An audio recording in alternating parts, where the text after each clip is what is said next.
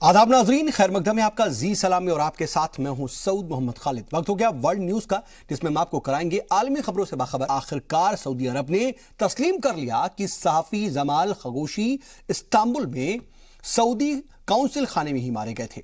Saudi सरकारी television पर जारी एक बयान में बाकायदा कहा गया कि काउंसलेट में एक हाथापाई हुई, इस दौरान जमाल की मौत हो गई। वहीं अब अमेरिकी सदर ने जमाल की हलाकत को नाकाबिल कबूल बताया है और सऊदी हुकूमत के खिलाफ मुमकिन कार्रवाई की भी बात कही है।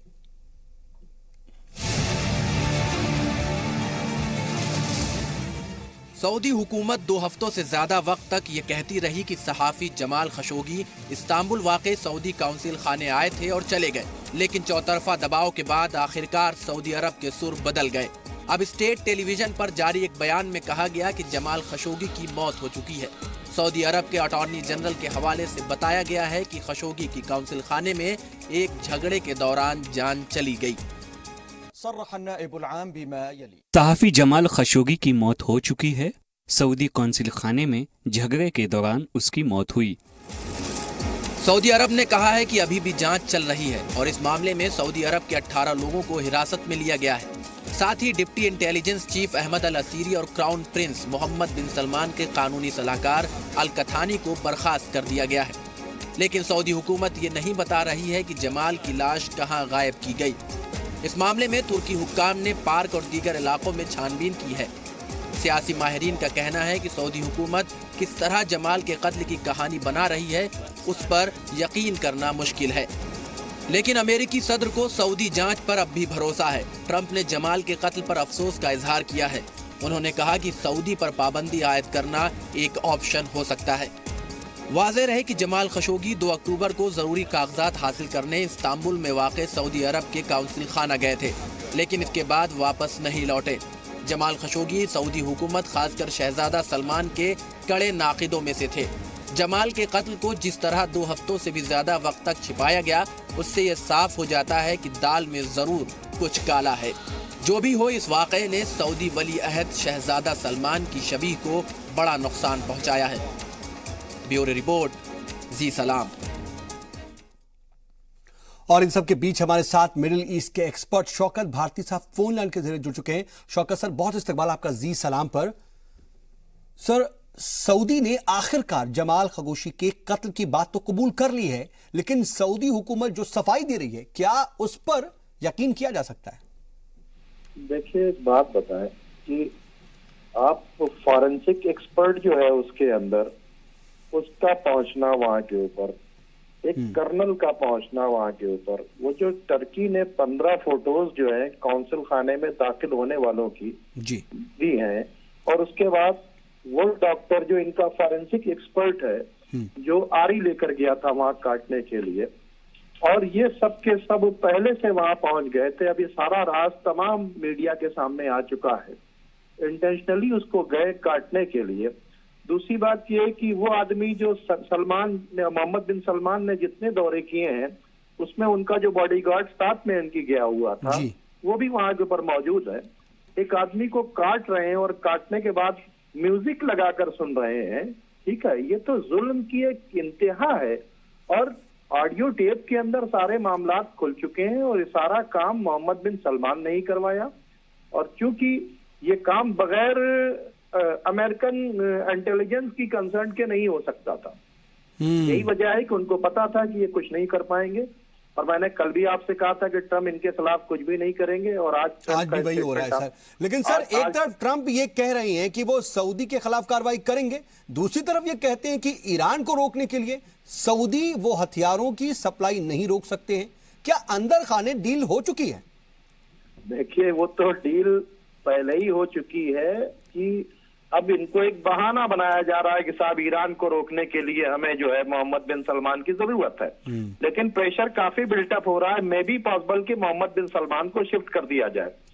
सारा काम जो है ये ईरान को रोकना। अभी एक न्यूज को और इससे आप कनेक्ट कर लीजिए कि इसराइल से भी सबसे ज्यादा अभी जो है खुफिया हसले जो है, क्या नाम है, खुफिया चीजें जो हैं वो सब खरीदी जा रही हैं।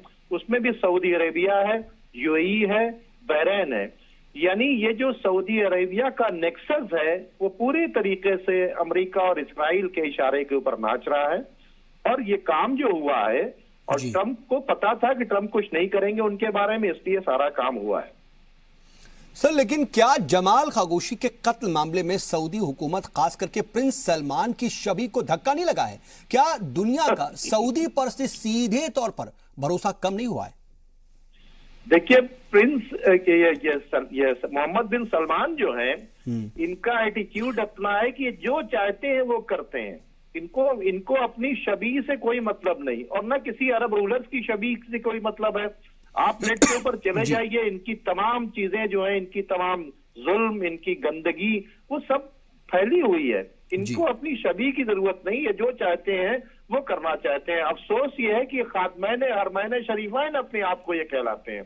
सबसे बड़े सदमे की बात ये है, सबसे ज्यादा अफसोस की बात वाकई ये है। सर, वक्त इजाजत नहीं दे रहा, इसलिए आपसे शुक्रिया आपका कहना चाहेंगे। बहुत शुक्रिया हमारे साथ जुड़ने के लिए सर आपका।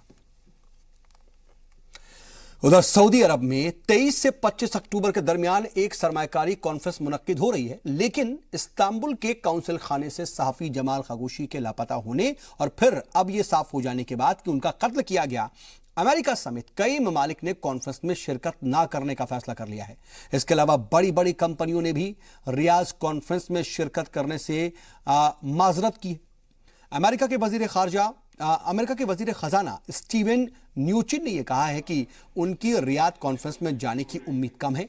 वहीं फ्रांस के वजीर मालियात ब्रूनो ले मायरे ने यह कहा है कि सऊदी सहाफी जमाल खाशोगी के कत्ल के वाक़े के बाद वो कि सऊदी अरब में होने वाले सरमायाकारी इजलास में हिस्सा नहीं लेंगे।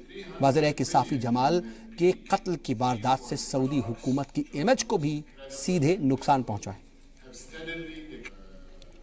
No, I will not go to Riyadh next week. The President was very clear about it. The allegations are serious and we want to know the whole truth. You are boycotting this meeting?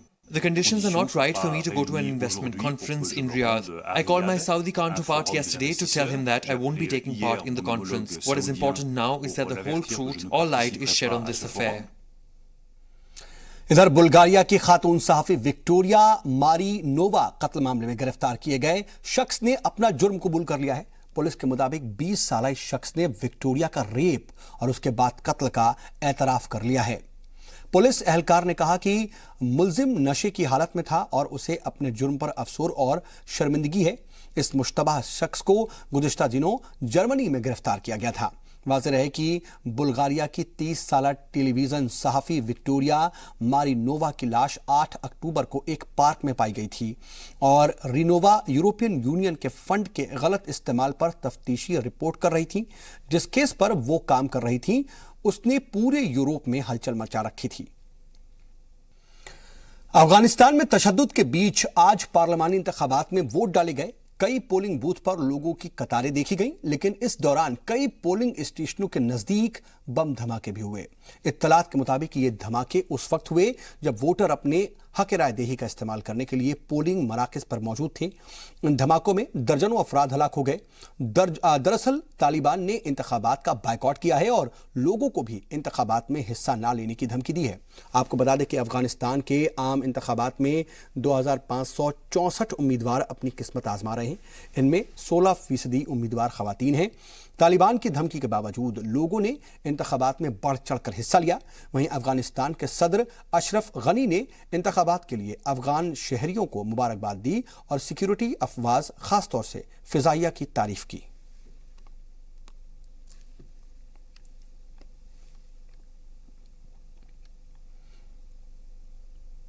तो आज यहां पर इंतखाबात हो रहे हैं, लेकिन इस बीच कई जगह पर बम धमाके भी हुए।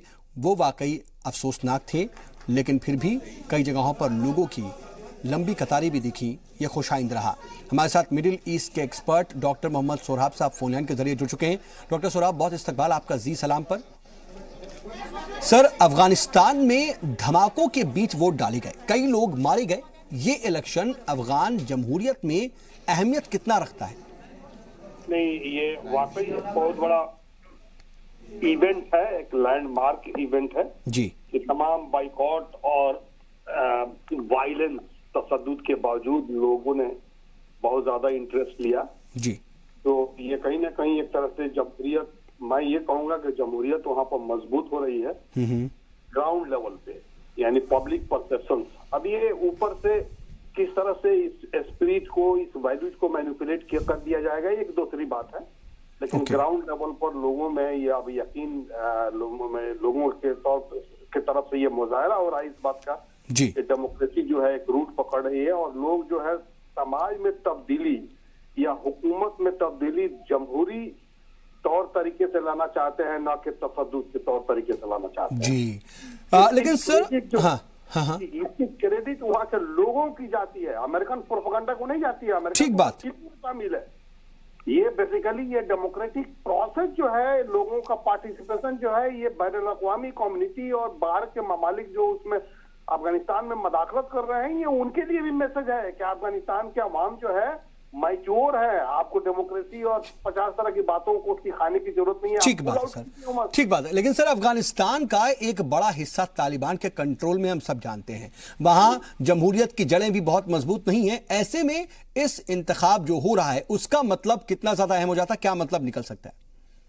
ये तो हकीकत है कि अफगानिस्तान में जो मौजूदा हुकूमत है वो काबुल और चंद बड़े शहरों तक महदूद है जी। पूरे अफगानिस्तान का जो देही इलाका है जी, और जो छोटे मोटे जो शहर हैं, जो कस्बा है, वो सब पर अफगानिस्तान की हुकूमत है या लोकल जो वार लॉर्ड्स हैं। अगर मान लीजिए तालिबान की हुकूमत नहीं है, इसका मतलब ये नहीं कि अब्दुल गनी या काबुल की जो हुकूमत है उसकी हुकूमत, इसका मतलब बिल्कुल नहीं निकालना चाहिए।